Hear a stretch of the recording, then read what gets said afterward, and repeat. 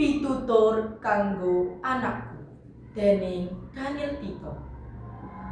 Tansah ruhanira anakku, langit ing angkasa ora ajeg biru moyo, jertan ora ana kaendahan kang langgeng kang sadawaning jaman.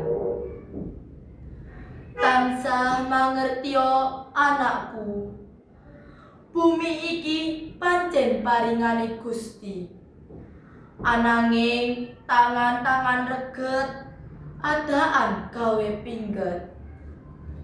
Dursila bisa manjing ajur-ajir ing sadengah papan, memba kenya sulistya tuwin peke ing jejaka.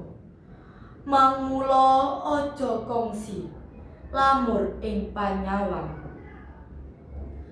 Tansah den pepeling anakku, uripa prasaja samadya lan ora ngaya-wara.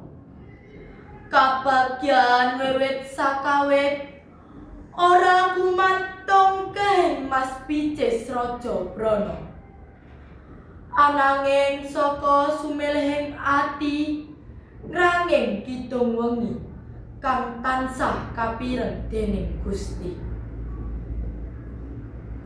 Tansah ngati-ati ngger anakku, bebaya ora ngitung wayah, ora ngitung mangsa, endi kang lena bakal dadi mangsane Bathara Kala.